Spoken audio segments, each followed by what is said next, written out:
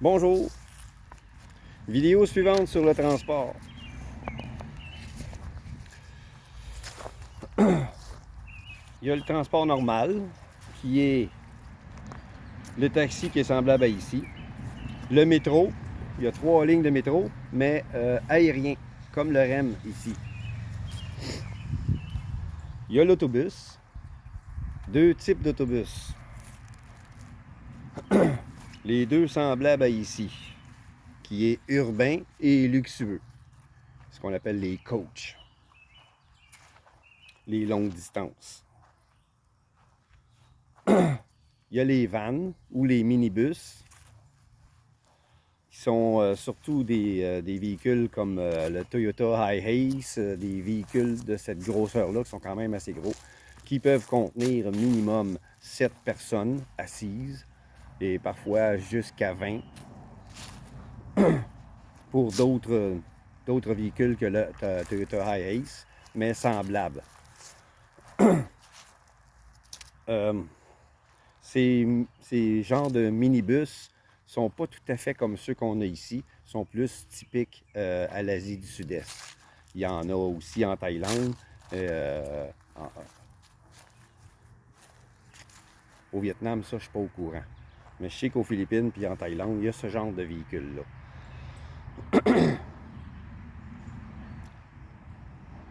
En province, certains Philippinos possèdent ce genre de véhicule pour la famille. Parfois, ils ont des grosses familles, donc s'ils ont les moyens d'acheter un véhicule semblable, sûrement qu'ils vont l'acheter usagé. Ils vont l'acheter pour transporter la famille. Et certains qui en sont capables vont aller chercher un permis pour faire du taxi avec ce genre de véhicule-là. Pour avoir bien sûr de l'argent. Faire vivre leur famille avec ça. Donc ils s'en servent pour la famille et pour le travail aussi. Le train, mais ça c'est seulement sur l'île Luzon, qui est l'île principale où se situe la capitale Manille.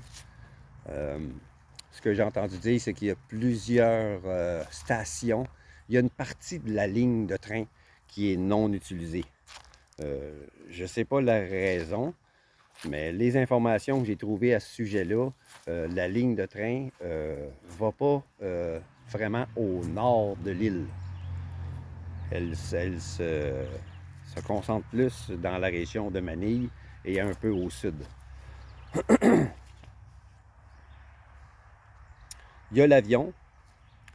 C'est un moyen de transport très utilisé aux Philippines, surtout par les expats qui se promènent d'une île à l'autre.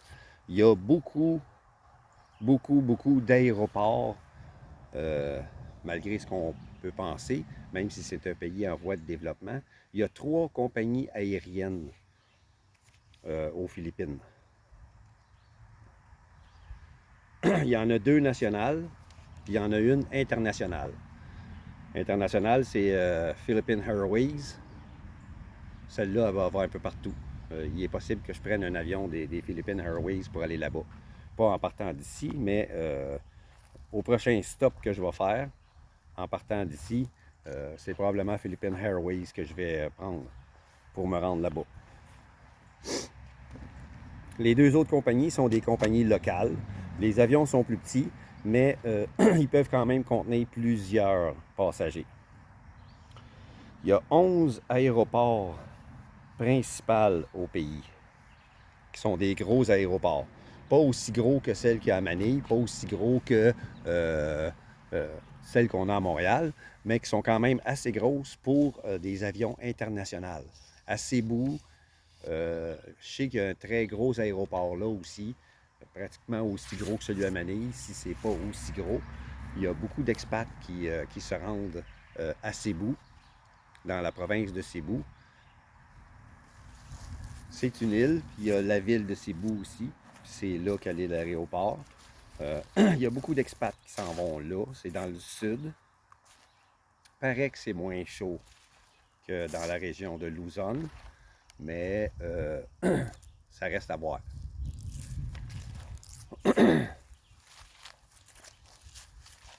Il y a aussi 24 aéroports secondaires.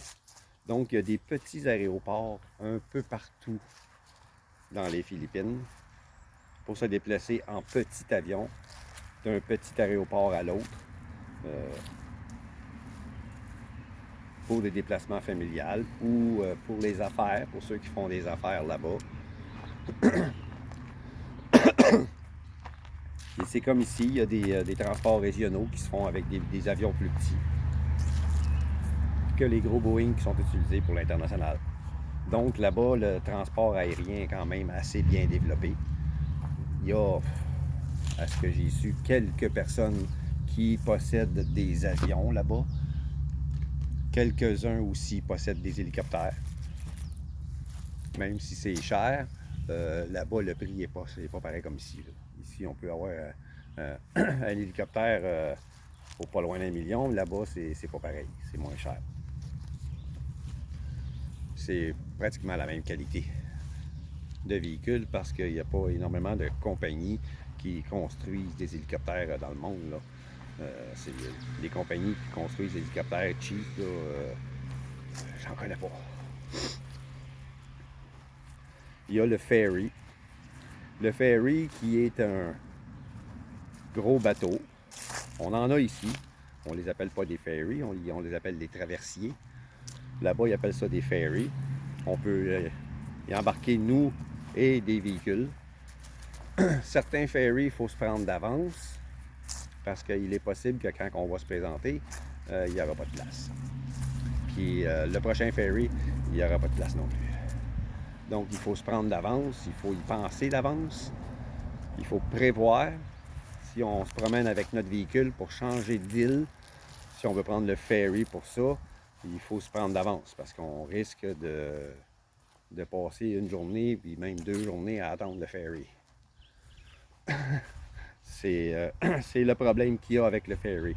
Il n'y en a pas énormément, je pense qu'il y en a seulement qu'un par port pour traverser à un endroit défini. Puis s'il y a beaucoup de monde qui utilise ce moyen-là, il risque d'attendre longtemps. J'ai vu des vidéos à propos d'expats que ça y a pris 2 jours pour pouvoir prendre le ferry pour aller sur une île. En partant de l'île de Cebu, il a voulu prendre le ferry pour aller sur une île qui n'est pas très loin, mais il fallait prendre le ferry parce qu'il voulait absolument y aller avec son scooter. Puis il faut prendre le ferry pour ça. Il est obligé d'attendre 2 jours. Fait qu'il dit, il dit c'est comme tout le reste. Il dit, j'ai pris mon mal en patience, j'ai loué une petite chambre, puis on a attendu 2 jours, puis on a fini par prendre le ferry. Fait que pendant ces 2 jours-là, on en a profité pour visiter les environs. Donc, c'est un moyen de transport qui est quand même assez populaire par les expats qui aiment se promener d'une île à l'autre pour visiter. Parce qu'il y a des endroits exceptionnels là-bas. Il y a des paysages fantastiques, féeriques même. Dans le nord de Luzon, il y a des montagnards qui sont issus de d'autres ethnies que ceux qui vivent dans la région de Manille. Qui se sont installés là il y a plusieurs centaines d'années. Il y a une dame qui vit à cet endroit. C'est la plus vieille tatoueuse du monde. La dame a 106, 107 ans. C'est la dernière tatoueuse de cette méthode de tatouage-là, qui est une méthode traditionnelle. C'est pas fait avec des aiguilles. C'est assez particulier. La dame est très, très, très occupée. C'est probablement la dernière de ce genre de tatouage-là parce qu'elle n'a pas d'enfant. Puis la tradition se transmet de père en fils ou de père en fille, de mère en fille, de mère en fils. Mais elle n'a pas d'enfant. Donc la tradition va probablement se perdre. Même si elle essaye de former quelques jeunes femmes pour ça. Il semble que c'est pas dans leur sang de faire ça. Elles ont un peu de difficulté à appliquer la technique de façon traditionnelle vraiment. Donc la façon traditionnelle de tatouage qu'elles pratiquent va se perdre. Ils vont quand même faire des tatouages des mêmes formes, mais pas de la même façon qu'elle le fait. Ils n'ont pas la dextérité voulue pour le faire.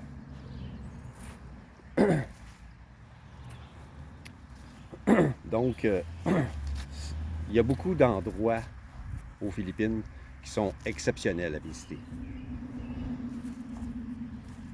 C'est pour ça que je vous ai parlé des transports, pour que vous soyez au courant comment vous déplacer, quoi utiliser comme moyen pour le faire, parce que vous allez avoir besoin de ces renseignements-là pour savoir comment vous déplacer pour vous rendre à destination. Au lieu de chercher constamment, moi je me propose de vous renseigner sur le sujet parce que je regarde beaucoup de vidéos à propos des Philippines. Je suis curieux, je veux en savoir le plus possible, même si je pense pas voyager d'un bout à l'autre des Philippines. Je vais me contenter de ma petite vie ordinaire, puis de temps en temps d'aller à la beach. Peut-être qu'éventuellement, je vais aussi aller visiter quelques îles, mais pas autant que d'autres le font. Il y en a qui sont là depuis 3 ans, puis depuis 3 ans, ils n'ont pas vraiment de pied à terre en nulle part. Il y en a un que ça fait plusieurs années qu'il est là, plus que 3 ans, puis lui, il y a 3 endroits différents qu'il a loués à l'année, puis qui se déplace d'un à l'autre. Puis le gars, il a le culot de dire qu'à chaque place, il y a une femme. Il joue le feu, là, mais en tout cas, c'est son trip à lui. Donc, il y en a qui n'ont pas de pied à terre en nulle part, qui se promènent constamment pour découvrir le pays d'un bout à l'autre. Il y en a qui se contentent d'une province ou d'une île, il y en a d'autres qui se promènent d'une île à l'autre. Il y a un Canadien qui vient de, je crois, de Colombie-Britannique. Il a 35 ans, le gars. Il est là depuis 10 ans. Depuis l'âge de 25 ans. Il a découvert les Philippines quand il était aux études à Hong Kong par un ami philippin qui étudiait lui aussi à Hong Kong. Il est allé aux Philippines, puis il est tombé en amour avec le pays. Puis depuis ce temps-là, il se promène dans une province, je crois que c'est Mindanao. C'est une île, et une province aussi. Il se promène sur cette île-là. Et puis, les dernières nouvelles que j'ai eues de lui, bientôt, il va être accepté comme citoyen des Philippines. Ça va être le premier étranger à obtenir la citoyenneté des Philippines. Tellement qu'il s'est adapté, il a appris le langage local, il mange comme eux, il vit comme eux, il se transporte comme eux, en scooter, à pied, en vélo, sur le pouce. En tout cas, il est juste sur le bord, là. Il manque juste la signature du président Marcos pour obtenir la citoyenneté du pays. Il a même passé à la télé nationale avec ça. Donc, il y en a qui aiment se promener. Il y en a d'autres qui n'aiment pas ça. Moi, je fais juste vous donner ces renseignements-là au cas où ça vous tenterait. Donc, ça va clore cette vidéo aussi. J'ai coupé la première assez vite parce que sans ça, j'aurais été obligé de la recommencer. Donc, je vous laisse là-dessus. Abonnez-vous, aimez ma vidéo et partagez-la. À la prochaine, les amis.